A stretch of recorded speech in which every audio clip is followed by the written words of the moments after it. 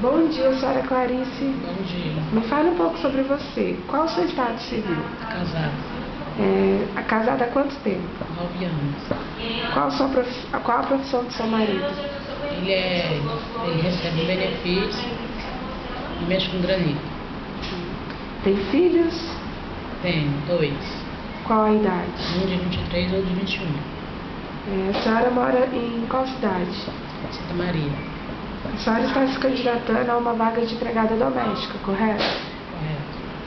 Me fale um pouco sobre a sua última experiência. Quais eram as atividades que a senhora fazia na casa? Na casa eu fazia de tudo. Fazia almoço, fazia faxina, lavava os banheiros, tinha 2 cozinhas, um fora, uma dentro, e fazia de tudo eu fazia um pouquinho.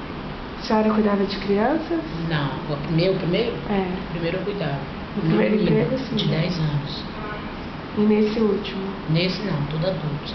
São 5 pessoas lá, tudo adulto.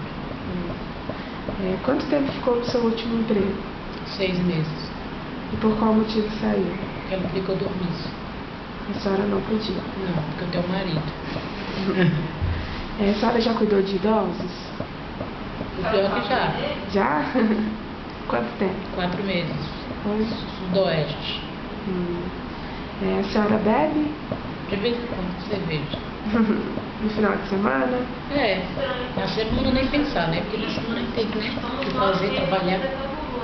A senhora fuma? Fumo, mas assim, na hora de tomar um cafezinho, na hora do almoço, assim, depois que eu deito, antes de eu deitar. A senhora cozinha? Cozinha. Trivial simples ou variado? Trivial simples. Variados. Simples ou variado? Simples. Se eu te dar uma receita, a senhora faz? Faço.